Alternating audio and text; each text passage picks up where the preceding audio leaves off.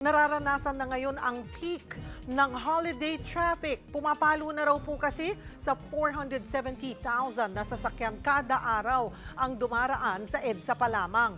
Nakadagdag din po sa pagbigat ng daloy ng trapiko ang kaliwat kanang aksidente. Kaugnay niyan, makakausap natin si Gabriel Go, ang Chief of Special Operations Group, Strike Force ng MMDA. Magandang tanghali po sa inyo, sir. Magandang tanghali po, Ma'am Cheryl, no? And of course, sa lahat po na nakasubaybay sa atin, tanghali kita po. Sa inyo pong tala, ilang porsyento yung itinaas ng volume ng sasakyan na dumaraan po sa EDSA araw-araw? Well, as of the moment, no, yung data po natin na more than 470,000, yung numbers na yan po ay simula nung pagka-umpisa pa lang ng Disyembre. So ngayon, nararamdaman na po natin ang patuloy na bumibigat ang traffic. No? This is because marami po mga, tulad po niyan, mga eskwelahan, wala na po mga pasok. So dumadagdag pa po ito, no? Yung mga estudyante, pumupunta sa mga malls, doing their shopping, kaliwat kanan mga events. So dumadagdag pa po ito ng around 10 to 15% towards the Christmas day itself po.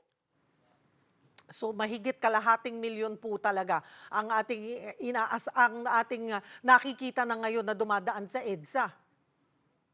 Yes, actually, ano na po yan, close to 500,000 or close to 500,000 already yan. At yan po ay sanhi ng, yun nga po, tulad ng sinasabi ko, wala na pong pasok ang mga eskwelahan, so medyo gumagaan sa mga areas ng school. However, sa mga lugar naman na kung nasa ng mall, ang mga major thoroughfares natin, bumibigat po ito dahil dumadagdag no, yung pagdagsa ng mga tao patungo sa mga shopping centers. Ang tanong po ay may magagawa. May aksyon po ba o meron pa kayong nakikitang pwede pang maging aksyon para maibsan kahit papaano yung bigat ng trapiko, sir? Alam mo, Ma'am Cheryl, no, with the current scenario and situation ng ating mga kalsada, ang short-term solution po natin dito is yung strict enforcement. Unang-una, yung paglilinis ng mga illegal parking, mga obstruction sa mga bangketa. Because napakalaki po ng porsyento ng traffic is being caused by illegal parking. Bakit? Bumabawas po kasi ang daloy ng mga sasakyan or volume ng sasakyan na pwedeng dumaan sa isang kalsada kung kaliwat kanan po ang illegal parking. Ngayon, madadagdagan pa po yung mga sasakyan na naka-illegal na nakahambalang sa mga bangketa or sidewalk, which in return, no, ang mga pedestrian napipilitan maglakad sa kalsada. At ito po ay nagiging cost din ng pag-slow down ng traffic because ang mga motorista o mga sasakyan, iiwasan naman ang mga pedestrian. So, yan po isa sa mga solusyon na nakikita namin na pwede nating gawin ngayon para makatulong po tayo sa mas maayos na daloy ng trapiko.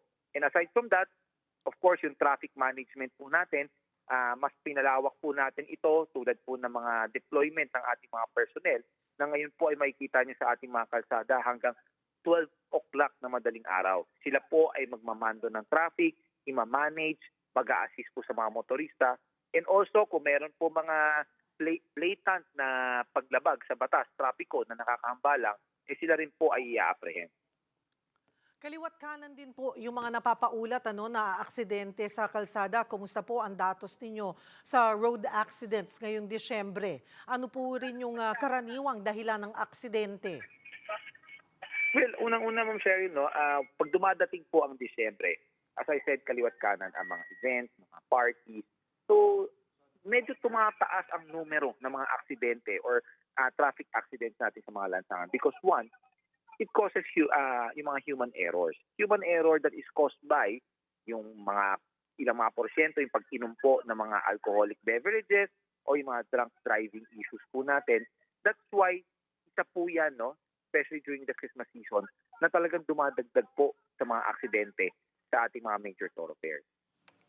Panghuli na lamang po, sir, paalala sa mga motorista para maging ligtas nga sa pagbiyahe ngayong holiday season. Well, unang-una, we have to make sure ng ating mga sasakyan, no, ang pakiusap po natin is to make sure they are in proper condition, they are roadworthy. I-check po na maigi ang mga sasakyan bago po tayo lumabas ng bahay, bago bumiyahe. Because unang-una, pag tayo po ay nasisiraan, it will also cause the slowdown of traffic. And aside from that, lagi po namin pinapaalalahanan ng ating mga kababayan yung pagiging or paigtingin po ang disiplina sa mga kalsada natin.